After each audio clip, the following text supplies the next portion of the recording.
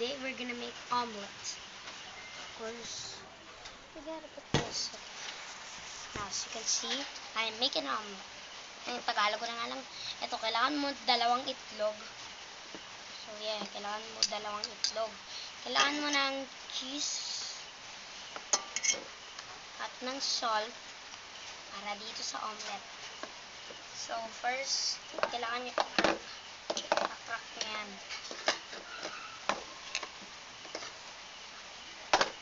Crack nyo yan. Bubuksan nyo.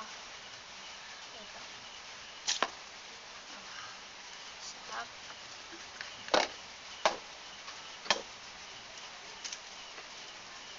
Ayan.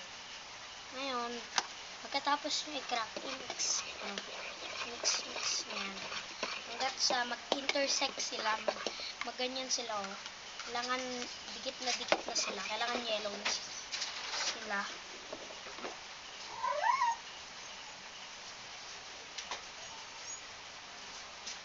Yan, kailangan yellow na sila. Katulad ng ganyan. Yan. Tapos ngayon, ang gagawin nyo naman, kukuha kayo ng daga, guys, dyan sa loob ng bintana. So, ito, kumuha kayo ng cheese. Mga kahit ganyan na cheese.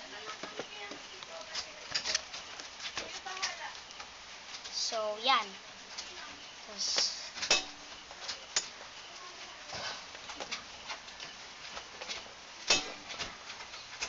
kailangan low lang yung ano nyo. By the way, 9-year-old pa lang ako. So, yan. So, kailangan nyo na non-stick pan para dito. So, spread nyo yung cheese. Spread nyo. Lakas natin unti. I-spread nyo siya hanggat sa ma-melt yung cheese niya. May melt dapat yan eh. I-melt nyo lang.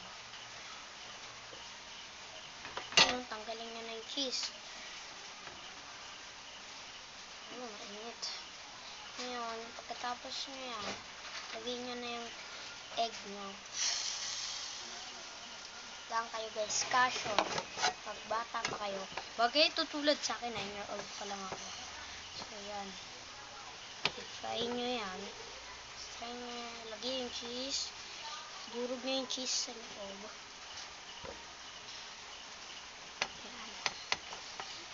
So, yan. For beginners to guys.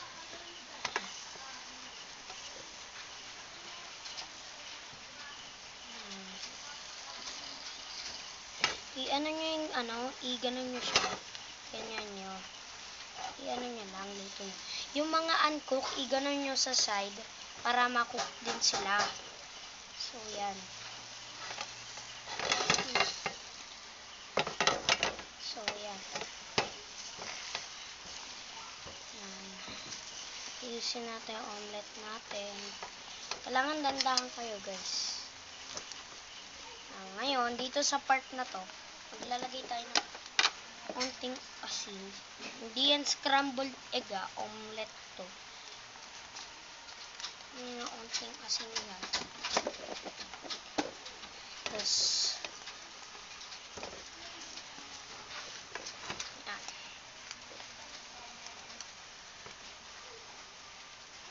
Lutuin nyo lang.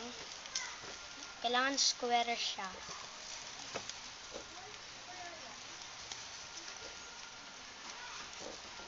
Yan. Ganito guys. Ganyan. Ganyan. So, ngayon, ang gagawin natin, ipo-fold na natin siya. Ipo-fold na natin.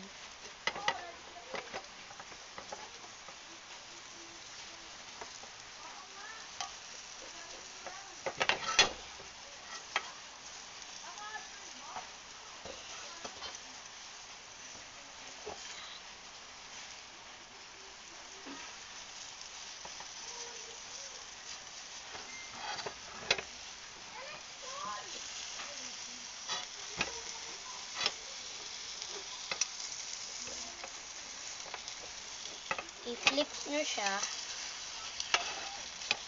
Yan. Ayan, pwede nyo na siya kuhain.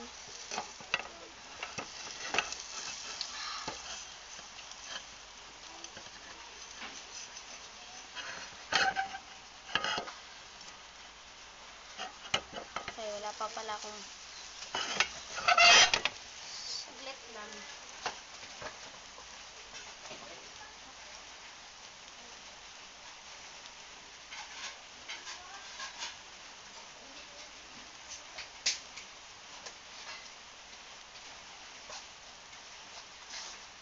May plato na ako, guys. Pwede ko na kuhain.